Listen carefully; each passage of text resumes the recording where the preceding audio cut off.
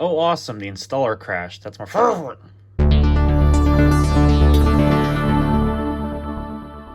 Okay, folks, today we have a bit of a vlog style-ish video thing for some computer upgrades, specifically laptops. So I've got two of my favorites here, being the Acer Aspire E15 and the Dell Latitude E6430, both of which are going to get some upgrades today.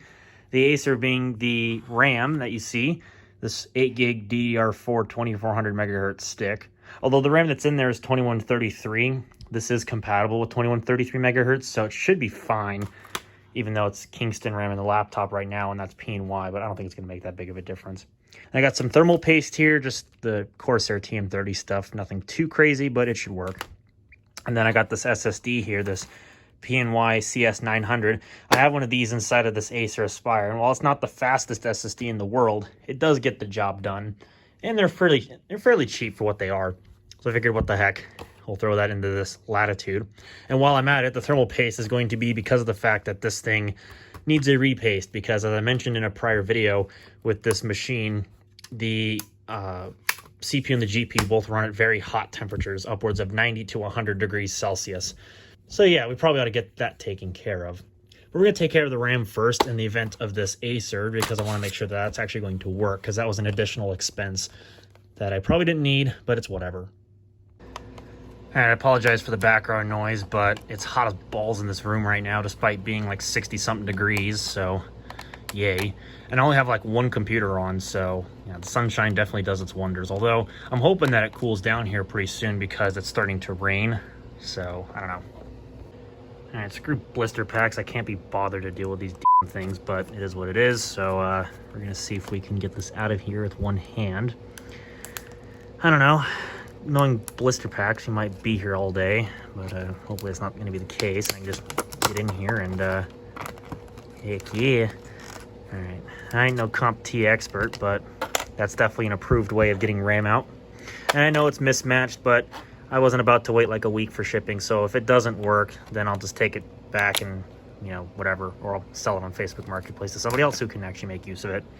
And there you can see that other CS900 SSD. This one is a 240 gig, and it's been treating me very well, which is very rare for a P&Y product. Normally I have a lot of issues with them, just either being slow or unreliable, but this one's actually been a pretty quality SSD for a budget SSD style of thing. So as long as it gets the job done, hey, I'm not really going to be too upset about it. All right, here we go. Let's see what the BIOS has to say about it.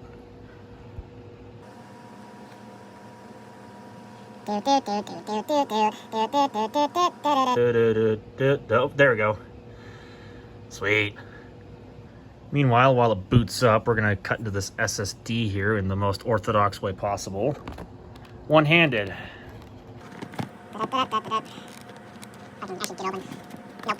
Darn you, Windows Update! Alright, and there it be, our 120 gig SSD out of the package. Just as easy as pie and as simple as cake. And then I can also take out this hard drive. This is going to get put into something else, because it's going to come with a really small hard drive, so this is going to be perfect for that project. So I figured, what the heck, I might as well get an SSD for this thing, and that way it could actually, you know, have an SSD, and then I have extra hard drives for something else. So that's what this is going to go into. And yeah, these are pretty cheap and flimsy, but as I said, they will get the job done. They're not too bad for the money. Curse you, Windows Update! Why you gotta do a cleanup phase? Anyways, meanwhile, we're going to take the hard drive out of here and get it off of this bracket. So, fortunately, in the case of this Dell, it's just one screw. That's not too bad. I don't know why I tossed the bracket, because I kind of need that. But we should just be able to do one of these, where we just toss the drive all in and put the screw into one of the sides. I found drop the screw for one thing. Might be a bit of a two-handed procedure, even though, you know, I have like a desire for three hands, but don't we all? All right, so get that in the hole, maybe. Oh, the screw's not all the way tight. There we go. Well, hopefully that stays. I'm not sure. It was a shot though. Oh, right. Because the SSD is thinner than the hard drive, I'm going to have to play getting it into the SATA, which is going to have to like angle this damn drive upwards. Maybe I'll do it with the cover off. I'll play around with it later.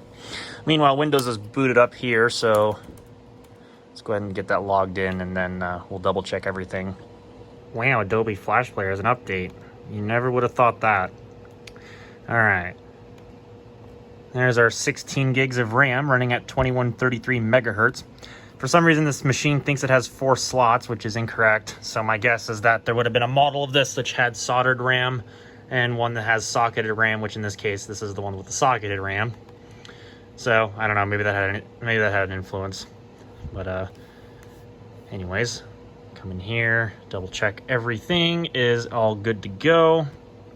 So there's our Kingston RAM that would have shipped with the computer when it was new. It's like we use slot 3. And there you can see the new stick of DDR4 2400 megahertz from SK Hynix. So sweet. So don't know if that's going to directly give me dual channel memory, but at the very least it will give me 16 gigs, which is really what this machine needs, because 8 gigs was fine, but it just was causing a bunch of slowdown, and Windows was idling about 5 gigs of RAM out of 8. So I can't do with that. That's not really good. And now for the fun part, where I got to take this heatsink off, which is like 6 screws, and then I get to do all sorts of cleaning and repasting, which is going to be fun. The really crappy thing was I didn't find any isopropyl alcohol today when I was out searching, which, you know, that's kind of important, but I'm just going to have to make do with what I've got because I can't get isopropyl alcohol.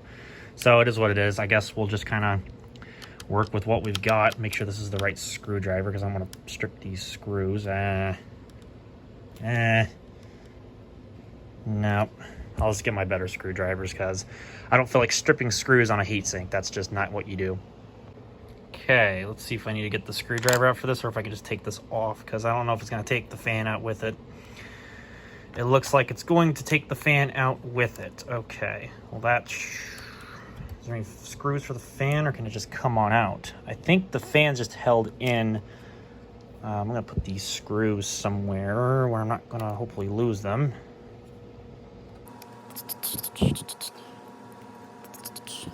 All right, this might take a matter of concentration and 2 hands real quick. Well, as it turns out, one of the screws wasn't all the way loose, but whatever. So we're going to set this up. I'll get the screws out here. Set this off to the side so we can clean it in a bit.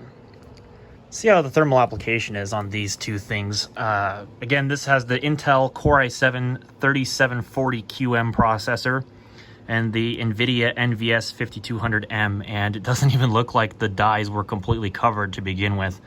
Neither of them. No wonder it was running at like 100 degrees Celsius. That's just ridiculous.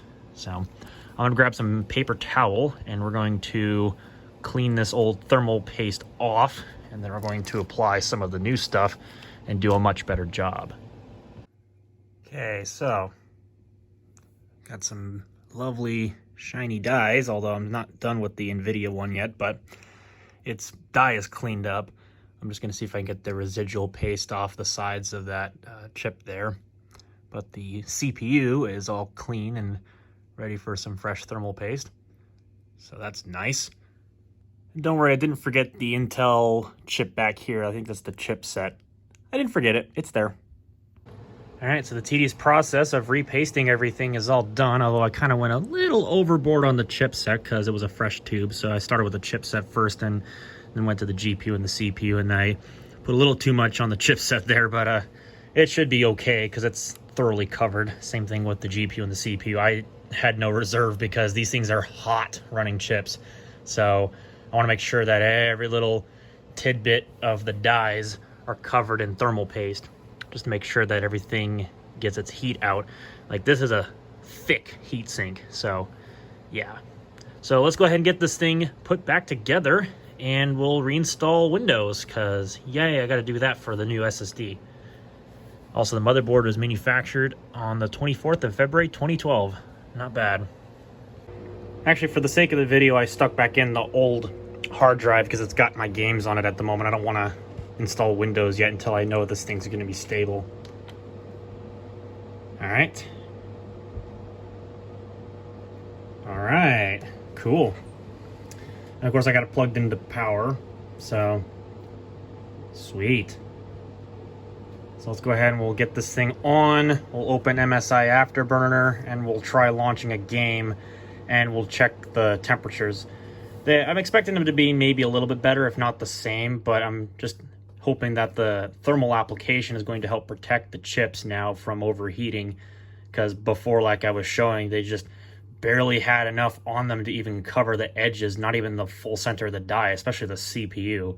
So no wonder the CPU was running at nearly 100 degrees Celsius at one point when I was playing games on this thing, and not even relatively modern ones, but just games in general, which I know this isn't really meant for games, but point being, when the system's under load, it should not be running that hot. Well, revealing in Task Manager, it actually looks like the CPU is keeping a turbo boost, which is excellent. Before, I think it was at like 1.5 to 2.6 gigahertz when starting up, but now it's actually able to hold a much higher boost clock, which is actually pretty good. So at least something about the thermal paste is actually allowing the CPU to reach higher boost clocks while keeping the temperatures low. Nice. So already a good sign. Let's go ahead and launch MSI Afterburner here. And then we'll go launch a game. All right, we got the original grid running here. This actually can push this system rather hard, so that's why I'm picking it for this test, because it only makes sense. And last night I was trying to play it, and I did see the temperature spike up to like 91 degrees peak on the processor. Why'd you go back to the desktop for? So I'm not expecting a massive improvement because, you know, again, this system is known for running hot. But just based on what I'm seeing so far, that's looking much, much better. Or at least at this phase, it's much, much better. So we're going to actually get into a race, and we'll see what happens. Now there goes the cooling fan. Hello, Jordan. Welcome back. So, yeah, it's definitely putting out some heat. Gee, I wonder why. Let's not block the intake here, although there isn't a direct intake for the fan. But let's go ahead and pop into a race here and see what we can do. I think you win those races too easily. Yeah, sure, why not? We'll go to a serious difficulty.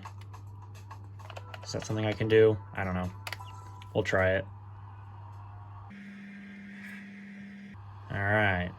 I'm probably not going to be able to do this one-handed, so you're going to have to bear with me on this. I'm going to have to reposition everything. Alright, so I turned off the lights so we can hopefully reduce some of the glare. Hopefully you guys don't fall over. I'm probably going to suck at this, but it's par for the course.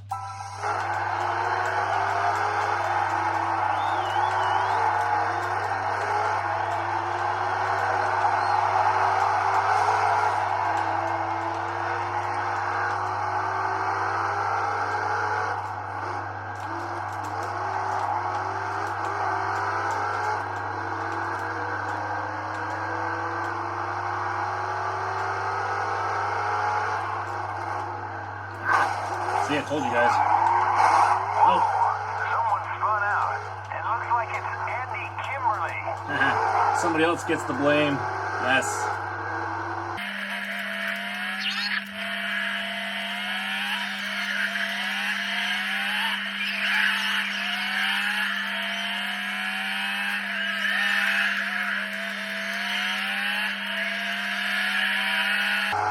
This is doing pretty well. So the CPU doesn't look to be getting above a certain range of 80 degrees, and the GPU is staying within the mid-70s, so this is certainly an improvement over where it was before. So definitely it looks as if the new thermal paste is helping a lot, which is fantastic, because as I said last night as I was playing this, which was an extended play period, by the way, it was hitting upwards of 91 degrees on the CPU, and the GPU is well within the 80 degree range, so this is actually much, much better. Like I said, I wasn't expecting too big of an improvement, but this actually makes a big difference, and you know, it's not crazy, but like this is still well within normal operating temperature for this thing under load. So I'm actually pretty impressed with this. It's not the best thermal paste, but it'll get the job done for what it's going to do, which is to cool off a big beastly mobile processor from 2012 and a pretty hot running Fermi 2.0 GPU. So overall, not too shabby so far. I like what I'm seeing. You're in first place.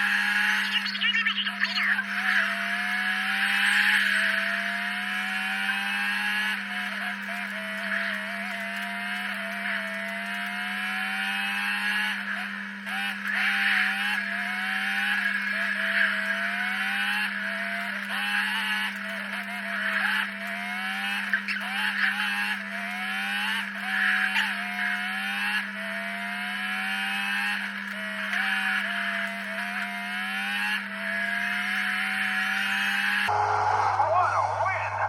Wait till you see the replay of that. Alright. I saw the CPU touching, yeah, it's touching 86, but it is nowhere near where it was before, even still at this phase. But definitely, you can definitely hear that cooling fan just raging in there. That is for sure, it is The raging champion, hard. And a decent paycheck as well. So overall, I would call this one a win.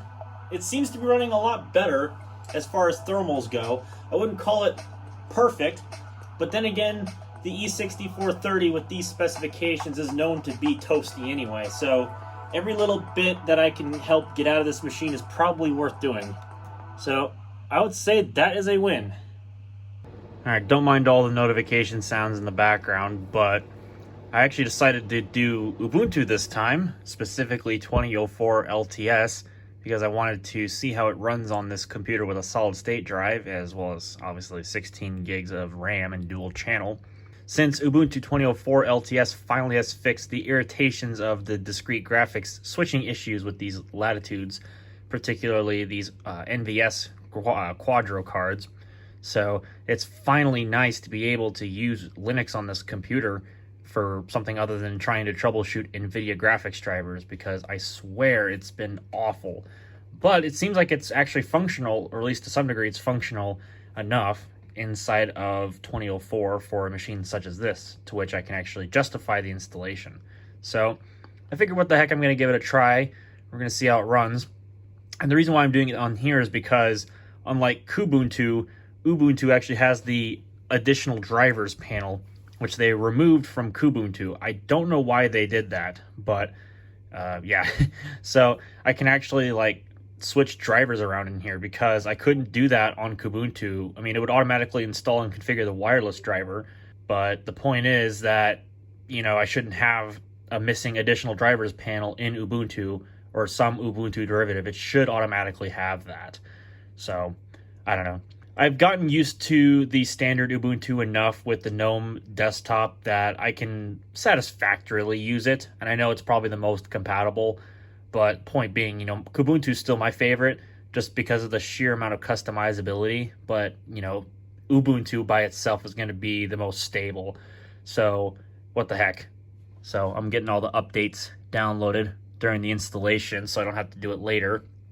Not that it makes a difference, but download now, then you don't have to do it later, and you can get up and running a lot more quickly. So, sweet. So far, so good with the thermals. Oh, awesome, the installer crashed. That's my favorite. What happened here? Wonder what happened.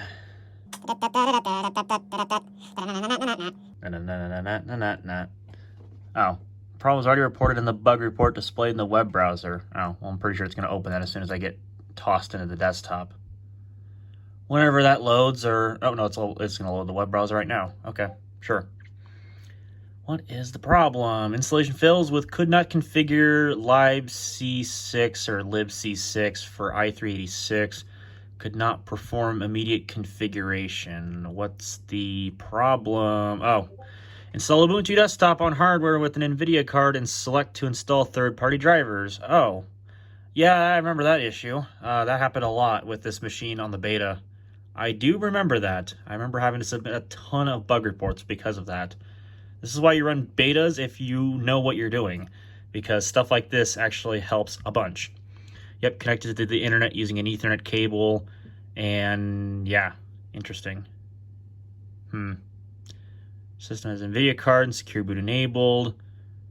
If the exact same installation process is followed without being connected to the internet, the installation can be completed successfully. Very interesting. So, why is that? Huh. Very interesting. I'm just reading through the log here, just trying to see what's going on. This was occurred with the 970M. Well, this is based on Fermi 2.0, so it's quite a bit older. That's really strange. I have redone this USB stick before, or at least I can remember that was the case. Maybe I'll redo my USB stick with a fresh Ubuntu 2004 ISO, and I'll try it again just to double check to make sure that it's not my installation media, because maybe that's the issue. Because maybe it's just getting hung up on something. I don't remember when I last made this USB stick. I swear this is the final, but maybe it isn't. I cannot recall for the life of me. But the easiest way to go and check is going to be under settings, and then under about. Nope, this is an older version, and this must have been the one that had the NVIDIA bug, hence why it failed on the setup. Damn it. Okay, well, at least I know how I can fix that. I already have an ISO on my desktop, so I'm going to go ahead and shut this down, and I'll go remake that USB stick, and we'll try this again. Okay, so while this ISO makes itself, I'm curious. I want to see if this still boots up, because I'm bored. Probably not going to work, though. Oh, still wants to configure secure boot anyway. This machine has a bit of a quirk with its secure boot management, where when it reboots after enrolling a secure boot key, the lights on the keyboard palm rest here start flashing, and it won't automatically reboot. It's a bit weird, but all you have to do is just turn it back on manually from the power button. Yeah, see, that's what it does. I'm not sure why it does this, but it's always done this ever since I've had it, but you can just turn it back on, and then it's perfectly fine. So I'm not sure what the deal is. It's just quirky filled. But let's see, does it actually still boot up, though? Well, I see hard drive activity. I wonder what happens. I mean, I'm still going to make the USB stick anyway, because I might as well. Because I want to be on the stable version, not the development branch. Wow, this is booting up quick. Wow, that actually started up really quick. Yeah, this is an old version because the login thing is definitely large. And, yep, this was a bug where the login box was off center. Yep, this is definitely an older build for sure. I distinctly remember this one, which had all the installer bugs with NVIDIA GPUs. I distinctly remember that. So, yeah, we'll definitely have to do a clean install. But at least for the moment, she's quick. Like, she started up fast. So, even though this is a budget SSD, like, an SSD is still an SSD, and it's still going to be very fast comparative to a hard drive. And it runs very well. Like, Ubuntu runs very well on this computer because it's a quad-core i7 with 16 gigs of RAM. You know, things just open very quickly. Okay, it looks like because of that NVIDIA driver issue, it looks like it went to the open source driver, which makes sense. So, in the case of this machine, you have to use driver 390. That's the only way it works. I've tried 435, and I think it causes an issue with running stuff because it'll cause issues on the desktop environment. And because I'm going to wipe this out anyway, I'm going to show you exactly what I mean when I go to apply driver 435. Because on Windows, you cannot, excuse me, voice crack. On Windows, you cannot install NVIDIA driver 435 or whatever the equivalent version is for Quadros because it won't even work. But on driver 390, it will work just fine. So I don't remember if the quirk still persisted on Linux. I don't believe so. Maybe it does. I can't tell you. This is based on an NVIDIA GeForce GT620M. Whatever GPU this is, that's based on Fermi 2.0. They're basically the exact same specs. I can't directly recall, but it's close enough for the context of this video. I don't think that's really the issue, but it's close enough. So yeah, you can tell. Oh, need restart. Sure, why not? Why not? We'll see if it even does anything, but I highly doubt it. If this actually works, it'll be a Christmas miracle, although it's Christmas in May, so I don't think that's really going to work too well. So you probably got to this point in the video, and if you have, well, I appreciate you coming to watch, but I forgot to wrap this video up in a way, so oops. But here we are. We're going to get this done real quick just because I know it's long enough of a video, so I don't want to drag it on for much longer than I absolutely have to. So the Dell has been fairly stable ever since I reinstalled Ubuntu. The graphics drivers work. Linux gaming works. Everything seems to work on it just fine, which is fantastic. The SSD is nice and fast. Although, to be fair, I'm probably just going to reinstall Windows on it, and I'll dedicate Linux to another machine. I haven't decided yet on what, but that's probably the idea, because this is better suited to Windows. That's where it gets better utilization, particularly in the graphics department. These NVIDIA Optimus machines were never really known for working well under Ubuntu, or for that matter, any Linux distro, but I've been kind of lucky with this one running Ubuntu, so I don't know, maybe I'll ride out Linux for a bit. We'll see how I feel, but honestly I think I might just use something else, but we'll see. As far as the Acer goes, the RAM has been stable. The memory performance is definitely a lot better, that much I can say. So the RAM definitely has helped, both in the multitasking capabilities as well as the performance of the computer, so I've been really happy with that. Not really much to complain about there. Other than, of course, the machine's usually just a CPU bottleneck because of that Core i5-6200U. But at the end of the day, money well spent on both of these machines, and they're running fantastic, so I couldn't be happier. So, with that having been said, that's the end of the video, so hopefully you all enjoyed it, and if you did, thumbs up. If you didn't like it so much, well, the other button seems to work too. If you want to dislike the video, although, whatever. And if you want to see more content just like this one, if not more interesting content, there'll be a red button down below that says subscribe. You should probably click on it. And also, before you forget, click the bell, please, because, you know, being notified of a Jordan Roller YouTube video is probably the most funnest thing you'll ever get throughout your day. I'm just kidding. I'm probably not the least bit interesting, but that's up to you guys. That's your choice. And with that having been said, thank you all for watching. Catch y'all in the next one.